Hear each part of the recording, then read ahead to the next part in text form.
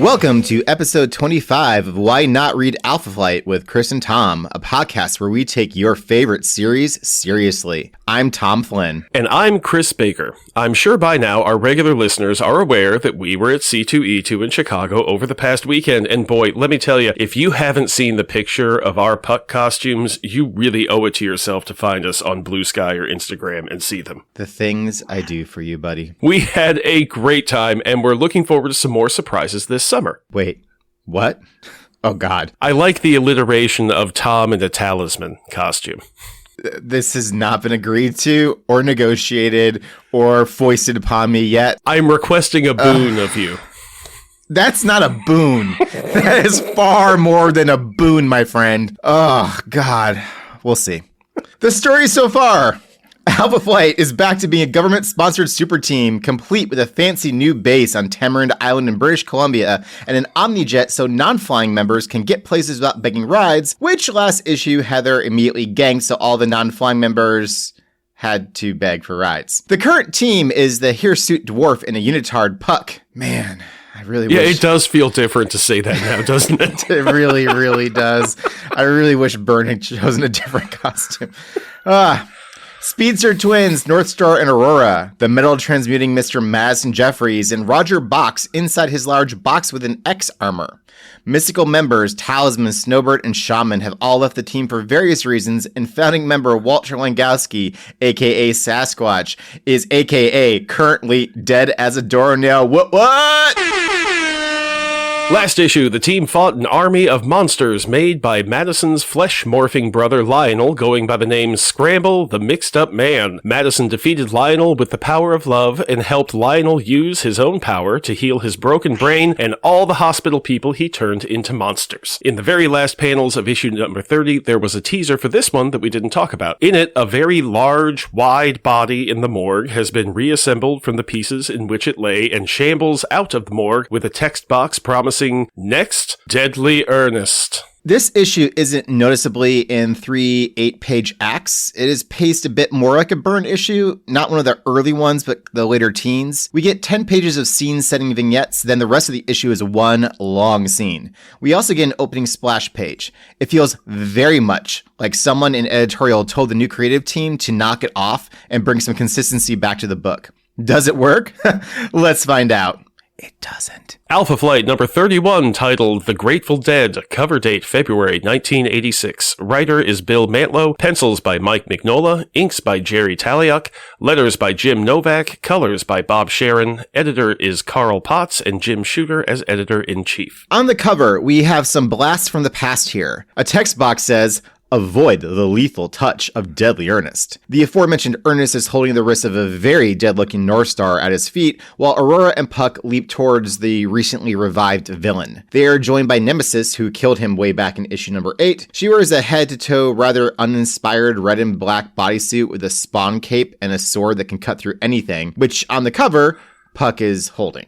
It really is a Spawn cape, isn't it? You know, Spawn debuted in 1992, and I wonder if McFarlane was an Alpha Flight fan? It's shockingly noticeable once you put it in those terms, man. So, hey, Todd, if you were, please contact us. I'm sure you're a regular listener of the show. All the pros are. And now the aforementioned splash open. We get a serviceable bit of art for the words of the title. It seems to lean into the ooh, scary dead part of the title and not the groundbreaking jam band part of the title. It's okay. It fits the mood better than the jam band would have, but I'm sure Rick Parker would have nailed this. We are in a seedy alley full of trash with signs for nudie girly shows in the background. A hulking, naked, Deadly Ernest, leering face cast in shadow, stands over a prone and dead-looking, vaguely punkishly dressed guy. Ernest is drawn as a really wide guy, and he's very menacing here. That said, it took me longer than I'll admit to figure out that the dangly flesh-colored part between Ernest's tree trunk legs was the limp hand of the dead punk guy. I couldn't figure out what I was looking at because it was all wibbly-wobbly and the wrong shape. It was weird. Are you talking about the art or Elon Musk's penis? I hear he looks like Michael Jackson's nose down there. Moving right along. Narration boxes with a narrator voice are back on the menu, boys. Looks like meat's Back on the menu, boys! Having awoken naked in the hospital morgue, Ernest has made his way to the seedy underworld of Montreal, which somehow looks like Times Square in 1986. Like, I kind of expect the Kurgan to be in the background. He kills some dude to take his clothes and wanders off into the night to seek revenge against the person who nearly killed him. It's tight black leather pants and a black shirt and weird punky belts. It's not a good look for him. And the dude that he killed to get the clothes did not look nearly as big as him. Tom, did you get the impression that these pants were like not buttoned, like they were just stretched on over him? Because I got the impression of fat guy. Yeah, very, very, very much that. The pimptastic purple suit and orange tie and gloves from issue number 8 was a much better look for him. Yeah, that look is the look of a man who clearly gives no fucks. Cut to a one-page scene of Nemesis squatting brutally like a gender-bent spawn on the statue of Jacques Cartier in the Place d'Armes. How'd I do? I deliberately gave you that section. I know. In the Place d'Armes in the old Montreal quarter, she and her sword both leap up at the sensation that her nemesis... Wait, that doesn't work. She's Nemesis with a capital N, but she and Ernest are eternal nemeses, making her Nemesis with a lowercase n. Also, the whole she and her sword both leap up, like, there's a lot going on there, buddy. Throughout these scenes, we have narration boxes that give us an incredibly overwrought description of what's going on. It's very moody and gothic, but it's in a flat way. It doesn't draw you in. It tells you it's moody and gothic. So we're just kind of skipping over. I know we made a big deal about the narration boxes being back, but you know what? Frankly, they can go again. We pick up with the team as they are about to leave the Montreal General Hospital and say goodbye to the now totally healed and normal and not a simmering supervillain, Lionel Jeffries. And just to say... You know, Chris, I'm kind of disappointed that I keep deploying these quality voices for single issue or single panel villains. Like, you need to give me some guidance here on whether, like, this is really worth the investment. Because that Scramble voice, I don't know if I could ever reproduce it, but it was pretty good. You don't really have to use it too much, but you will have to. Unfortunately, I wish that we hadn't burned Canadian Nixon on such a throwaway character. But well, there's one thing we know about Nixon, Canadian or otherwise, he always comes back. So that voice will make its reappearance at some point. Lionel hopes that he can get readmitted to practice medicine again, which seems like a pretty high hope. And Puck says, I think Alpha Flight can make a recommendation to that effect, eh? The totally human Heather Hudson does insist that Lionel get proper psychiatric evaluation first. I assume she'll offer up the top men in the Department H psychiatric department because, as we all know, only the brightest of minds get that plum assignment. There's a heavy-handed panel of Puck wincing in pain and having to focus past it. Mantlo is clearly building towards something, and, you know. Oh, no, not yet, but it'll be clear by the end of this issue, because boy, that's half this issue, I think. Suddenly an ambulance pulls up and unloads a patient found in an alley. There are no vital signs, yet the body is still warm as if someone flipped a switch off. Okay, but, you know, after a body dies, it's still warm for a little while. It's not like you just go cold, you know? I know. Mantlo. At that same moment, someone rushed out from the hospital to announce that there is a body missing from the morgue. Northstar, showing a previously unseen ability to put 2 and 2 together, asks the man if the missing body had been cut into pieces. He and Aurora realize they are somehow dealing with the deceased Deadly Ernest. Yeah, I don't really see Northstar playing D and D together too terribly often. Unless that's not his job. Unless it's an effective way for him to like shit on someone else, which he does a lot of in this issue. Not all of that made it in here, but yeah, we'll get to it. Scene change to the Northwest Territory, which, guys, like for the Americans that listen to this, no shit is the name of a province. It's just the Northwest Territory. Like, why describe it as anything other than what it is? Whatever you think the hellscape of Wyoming and its sparse population is, Wyoming looks like California compared to the Northwest Territory. Hi folks, Tom from the future here, just to make a small correction. The Northwest Territories is not in fact a province, but, as the name might suggest, a federal territory. There's a bunch of technical language explaining the difference, but basically provinces have greater sovereignty in their powers and interaction with the federal government than federal territories do. For our American listeners, a better way of putting it is the provinces are closer to U.S. states and federal territories are more like Washington, D.C., where the federal government exercises more direct control on the local level. Anyway, the Northwest Territories is not a province. Sorry, I got that wrong. I will add, though, that Chris's point regarding the population is very accurate in that the 3 combined territories which neighbor one another, the Northwest Territories, Yukon, and Nunavut, the last of which did not become a distinct federal territory from the Northwest Territories until 1989, those 3 territories are 40 times the total landmass of Wyoming, but not even a quarter of the population, which is wild. Back to the episode, which is where the demigoddess Snowbird, aka Anne McKenzie, aka Narya, and her stalwart human lover, Doug, are searching for Shaman. Snowbird shifts into the form of an Arctic lynx to better track him in the snow when Doug calls out to her. She walks up behind him as a lynx and transforms back into her human form, surprising Doug, who is holding a rifle, and says, "Great day! If you hadn't have spoke, I might have shot you." I don't know why that voice came out, but there it is. No, run with it. Doug is out in the wilderness with his girlfriend who can be any animal around him, yet he has a weapon specifically to protect himself from animals and potentially mistake his girlfriend for one and shoot her. Doug is a simple man. I'm reminded of when the dearly departed secret agent linebacker superhero Dr. Walter Lankowski went hunting the Wendigo with his grandpa's bolt-action rifle instead of as, Sasquatch. New rule. No member of Alpha Flight should be trusted with a gun. Also, I was going to remark on how welt-free this issue was, and then you had to go and bring him up. I guess I did dance on his grave earlier, but that's neither here nor there. Even Heather has stopped going strapped as part of her dashing, totally human Heather Hudson costume. She only had a hand cannon on her hip for the Edmonton Mall affair. She hasn't had it on since Mantlo joined the team. Actually, the gun is on her hip on page 15, but wasn't on her hip when she came to the hospital last issue. I got a no prize.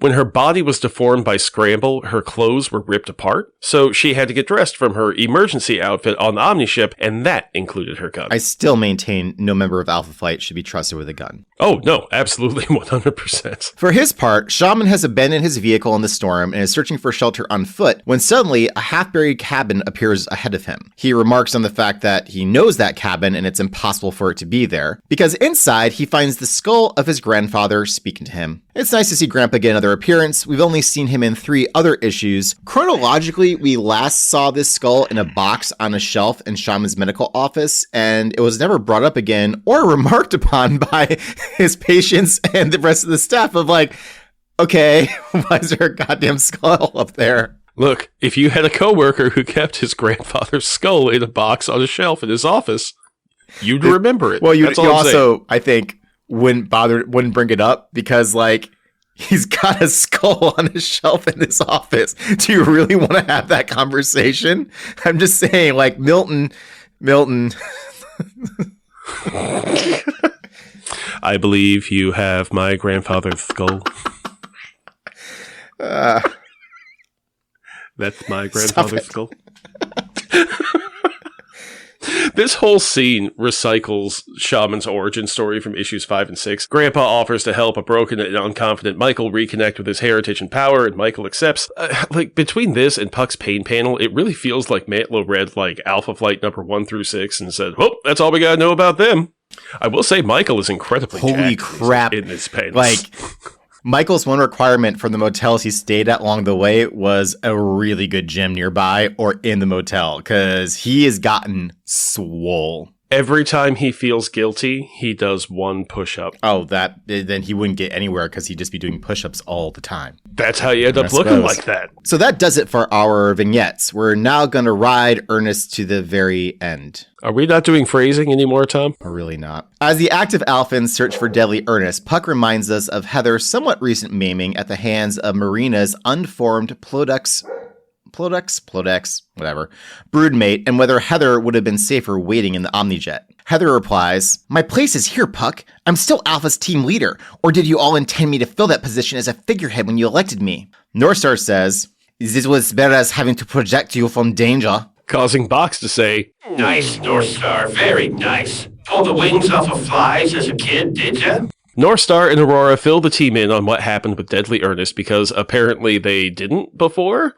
I mean, that was a very private matter for Northstar and ended with the twins' dramatic breakup. I can see where they would come back to the team saying, "Nothing happened. Also said my sibling was an asshole." Well done. The main team is on the ground in a driving rain for some reason, while Madison Jeffries is in the Omnijet above.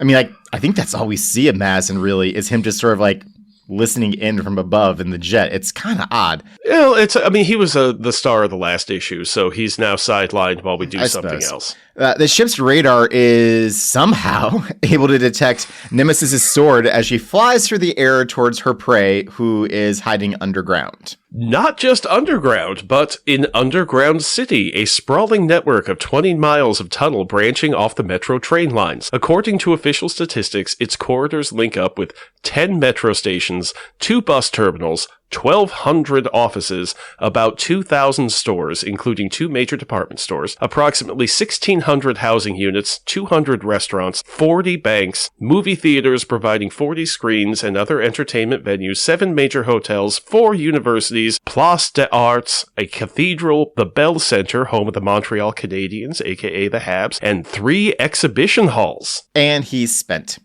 I think the return of specifically Canadian locations is probably the best part of this issue. Well, wait, no. I know what the best part is, but we'll get to that later. I didn't know about this place until Chris rattled all that off and I looked it up, and that's what a good Alpha Flight Canada reference does. To be fair, it's also a lot easier to look this up on Wikipedia now than it would have been in 1986 or in 1993 when I was reading this for the first time. You know, I had visions of an American Werewolf in London from the underground scene, and now that I think about it, that could have been the art reference because it just has that same feel. I don't know. And you know Mike Mignola has watched American Werewolf in London many times. You know, one thing I noticed in this, with these last 3 issues, and this is just a complete aside that I'm jamming in here, Mignola doesn't do eyes the way that Byrne did. His eyes are generally inked black on flesh color behind them. There's not usually a defined white and iris to it. It is a very different look, and some of it is character positionings, like we mentioned earlier when Ernest's face was in shadow, and that's something that Mignola's art style really lends itself to, is that type of pose and moodiness. But even when you're looking at the regular faces, it's not often that eyes are drawn on them, and that makes it a much less personable look. Like, you don't feel like you're knowing the characters quite as well, but you certainly get a feel for the story as it's moving along. And it's just a different way of telling stories, but you can tell that Mike is not having a good time here. No, not one bit. Alpha Flight and Nemesis descend on Ernest at the same time, and the fight is on. Box steps up first, assuming the metal armor would protect him from Ernest's death touch, only to be terribly wrong. Ernest lifts Box over his head using a previously unhinted at super strength and throws him onto Nemesis, pinning her to the ground. That was a big gamble on Ernest's part. I can't imagine he's fought a robot made of living metal before and knew for certain that it would work, and doesn't know that Box is made of living metal anyway, so what? This is one of those Mantlo threads we just don't pick at. There are so many of these that they weave together to form a coherent, if irregular, and unattractive cloth. And you know from cloth. Oh, no, I know threads. Cloth is not what I do. Well, you put threads onto cloth. Oh, yeah, but yeah. Okay, thank you. I'll accept the compliment in the spirit it's been given, bruv. Ernest also manages to touch both Northstar and Aurora, so in the first seconds of this fight, he has killed 3 Alphans and trapped Nemesis. He then takes Heather hostage and drags her into the train tunnels. Nemesis yells to her, "Woman, you are apparently the leader of Alpha Flight. You must have some power then. Use it to save yourself." Heather replies, "I can't. I'm only human. Useless." Puck cries out, "Heather! I'll find some way to get you free." I like the Last of the Mohicans reference you built in there. I will find you. Heather replies, "Why bother, Puck? I've done nothing but lead Alpha Flight to death and disaster. Let Deadly Ernest have me. It's all I deserve." Oof. And it's not just oof, man. It's fucking stupid. Like, this is bad. Nemesis, having worked herself out from under Box's metal corpse, throws Puck her sword and explains that she can stay with the dead Alphans and keep them in this semi-living, semi-dead state for a short time. If Puck can use the sword to reclaim their spirits from Ernest, they can still be saved. Look, I know Ernest and Nemesis weren't well filled out in their other appearance, and thus are blank slates to be filled in, but this seems convenient? It is very tightly wrapped up its own ass. Puck thinks, There's little doubt that Nemesis means I have to kill Ernest for her sword to drain him of the life forces he's stolen. But I promised Guardian that my killing days were over when I was paroled into beta flight. Still, it's Guardian's widow who's in Deadly Ernest's clutches. Is there anyone I wouldn't kill to save Heather? The word paroled here is misspelled with 2 L's. Rick Parker wouldn't have messed that up. Novak! ! This page has 13 exclamation points. I counted it up. There are 253 exclamation points in this issue, Tom. That's more than 10 per page. You know, you say things like that and people wonder like what we do to fill our time. I'm just We count exclamation points. Apparently. We have another lengthy quote from Puck because Mantlo is still hard steering these characters from who they were to who he wants them to be. The pain again, cutting through me like a knife. It's this blade I'm holding. The pain is responding to it, crying out to possess it. It would be so easy to let it in. No, I've fought to contain the pain inside me for years. I can't. Every Alphen seems to have a death wish today. Yeah, well, most of them got it. Yeah, that's true. Ernest is actually a genie granting wishes left and right. As long as your wish, there's only one wish. So long as your wish is death, he's got you. Apparently, genies look weird in the Marvel universe, so maybe this is what a genie looks like. That's how the pants fit. Just then, he finds Ernest and Heather. Ernest drops Heather to the ground where she hits her head and is knocked out. Oh, the way this is drawn, the way her head hits, she should have been Gwen Stacy'd here. You know, actually, that's something I could have seen Byrne doing. After building up Heather as being worried about her powers and people being worried about her safety, and it's clearly pushing towards her getting Guardian's suit, for Byrne to just pull the rug out from under you and have her fall in a fight and just die. I could have seen that as the denouement of issue 36 because he likes to do it in multiples of 12. I could totally see that as how Byrne forced his way off the book, where he was like, he said to Shooter, I will keep killing them. Heather, dead. I swear to God, I will take her out. Give me the Incredible Hulk, or you're going to have to explain why this happened. And Shooter would say, you can kill him. I don't care. You can kill fucking all of them. You just got to do it one at a time, and you got to spread it out every couple of issues, okay? One a year. That's all you get, John. That's how we control the bloodthirst. I got you for 8 fucking years.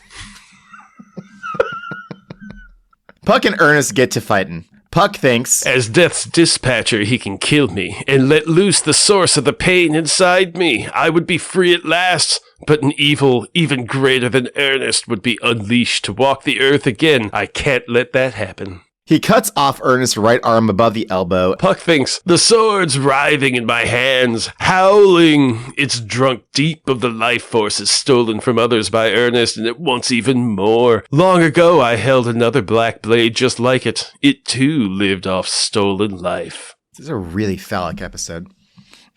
Puck tries to balance the temptation of the sword with his ethics and the ethos of Alpha Flight. I thought you'd like that one.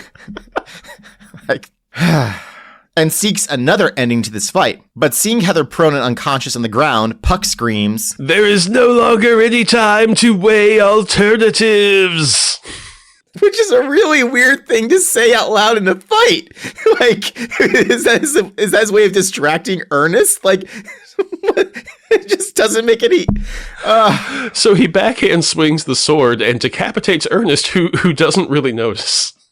The head keeps yelling at Puck while the body shambles after him, but since the body doesn't have eyes, it doesn't see the Metro train barreling down on them. Puck pulls Heather to safety while the train reduces Ernest's impressive bulk to a red smear along the rail lines. Puck says, it's not over yet, Heather. What's left of Ernest still lives. It's time for Nemesis Blade to deal death to the deathless.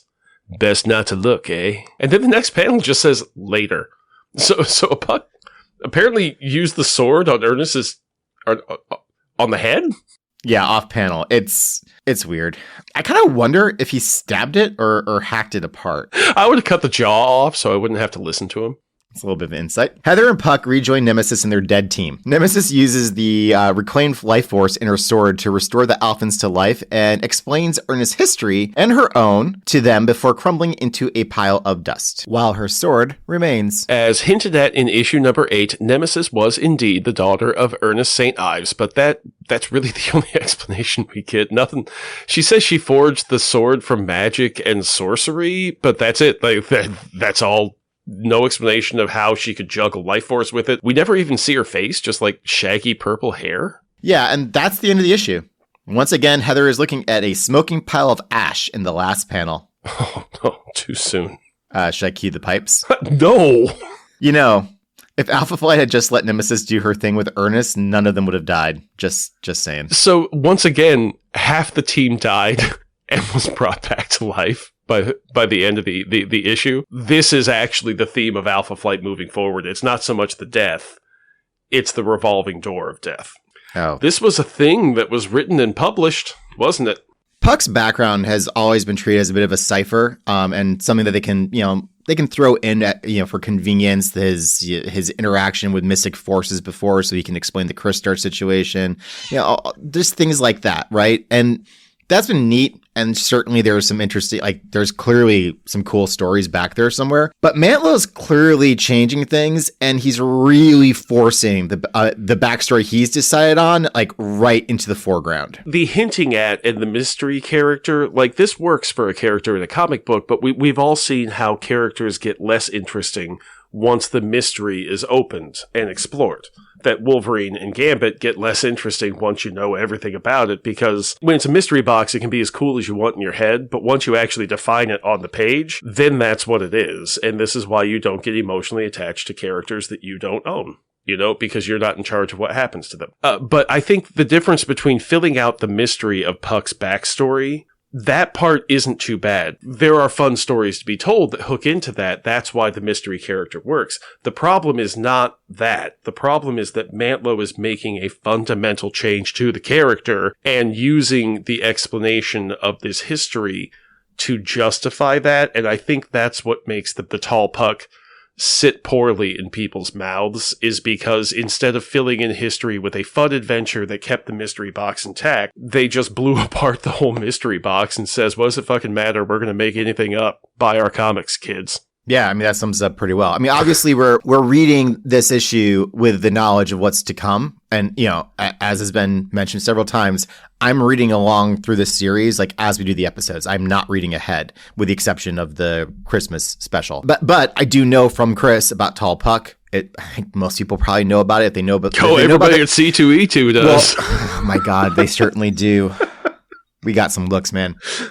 Anyone who knows about Puck knows about the Tall Puck thing. So I don't think we're committing a crime, by reading into it already. But yeah, I think you kind of nail it. This isn't a question of revealing the mystery. This is an issue of fundamentally altering the character that, frankly, is super cool in that he is a dwarf. All of those elements to it, everything Byrne was working with in that context is fascinating and expands the possibility of superhero-dom in the Marvel Universe. And then Mantlo basically takes a giant shit on it. You can't be on a super team unless you have superpowers. That's all there is to it as far as Mantlo is concerned. You get the powers or get the fuck out. We will have more to say about that in the next episode, so we're going to leave that little bit there. Thank you for cutting me off. That was a very polite way of doing it, because I got another 10 minutes about this. Well, I got a few minutes about Heather's constant imperilment and all of that bullshit. Oh, and her self-loathing. It's just... Oh. I guess you need to have superpowers and self-loathing to be on a super team in Mantlo's universe, and she's only got one of those two things. All of these people do hate themselves, don't they? Huh. Well, we're going to work on some new pillars of Alpha Flight. Maybe self-loathing is one of the new pillars of Alpha Flight.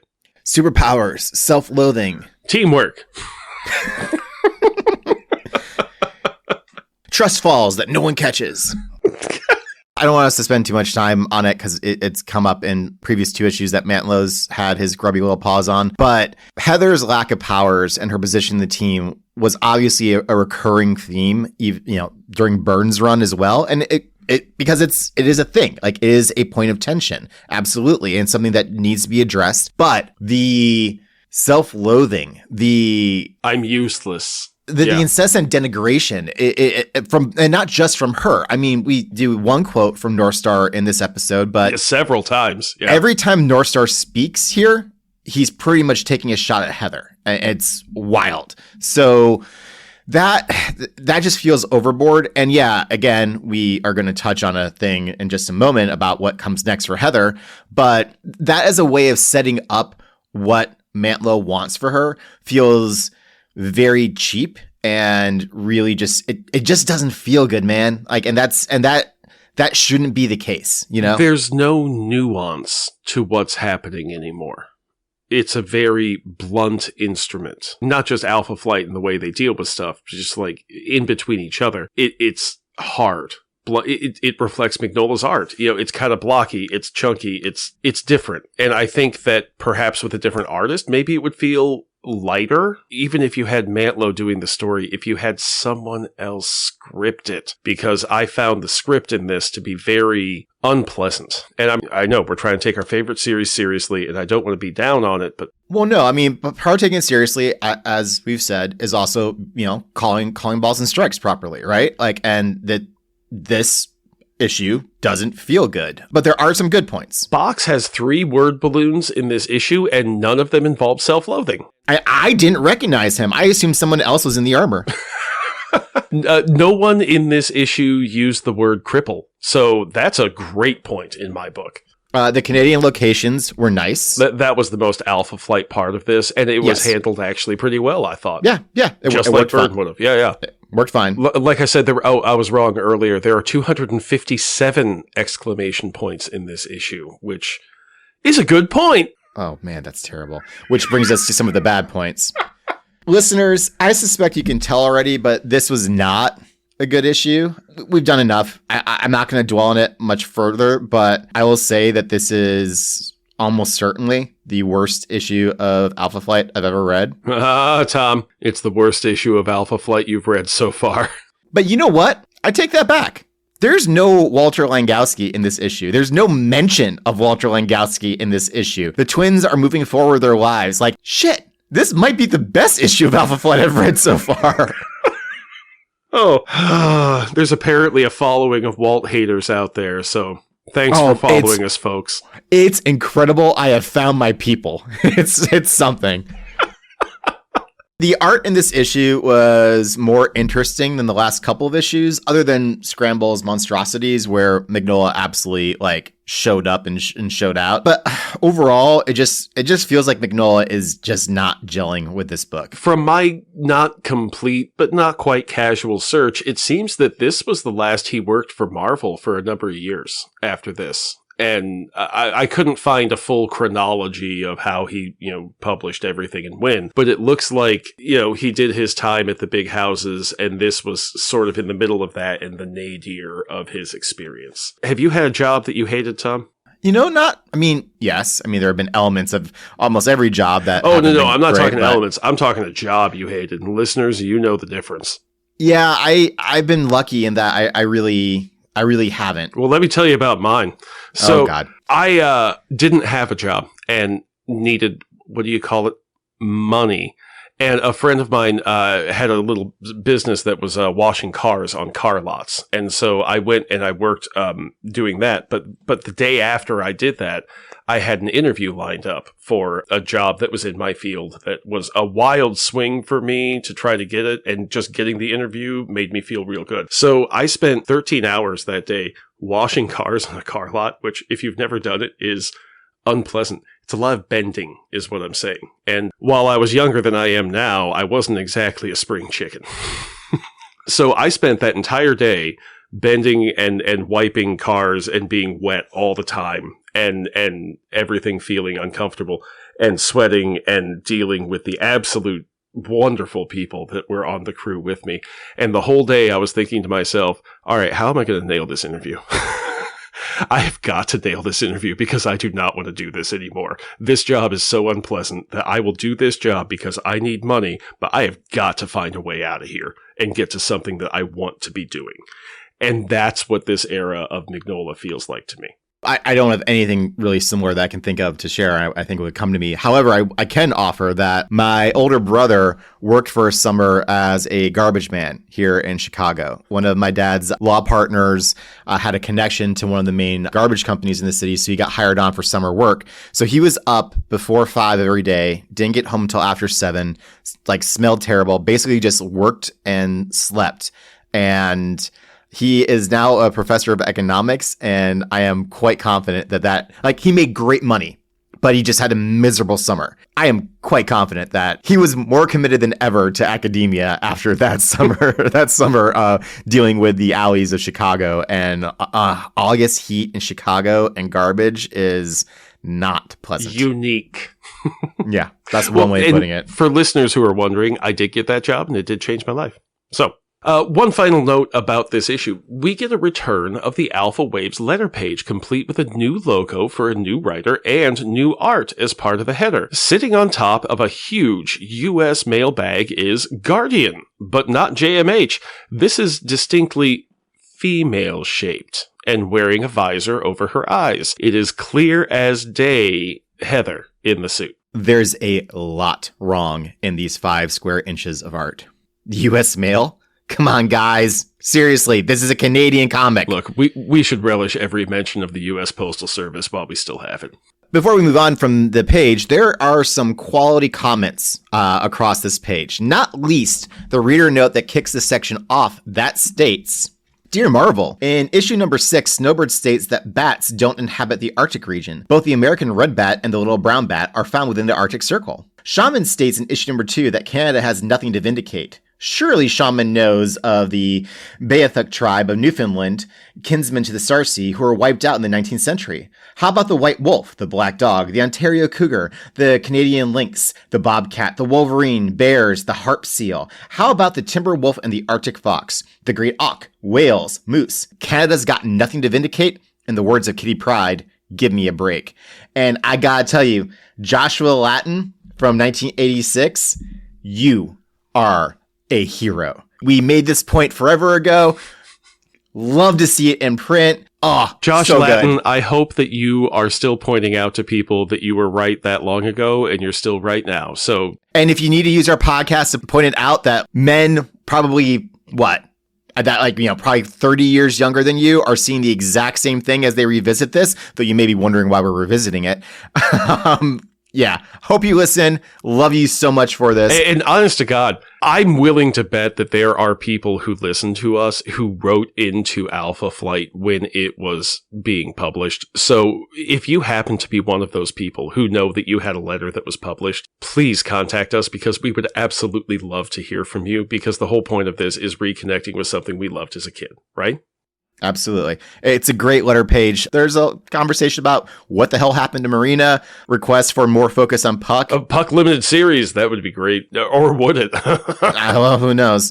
Again, folks, if you can check out the letter page, absolutely do it. Because you know what? Mail is important. Communication is important. And a federal service like the Postal Service, whether in Canada or the US, it's not just a way of getting communication around. It is absolutely a necessity. Speaking of the U.S. mail, Why Not Read Alpha Flight is brought to you by the Excelsior Embroidery Company, who is happy to mail you a nerdy iron-on patch, kitchen towel, tote bag, or anything else embroiderable. This week, we're featuring a new design. It's a mini Alpha Flight icon patch that'll fit on anything you can imagine, and listeners get one for free. Go to excelsiorembroidery.etsy.com to make any purchase and use the code ALPHAN to get this little guy tossed in your order for free.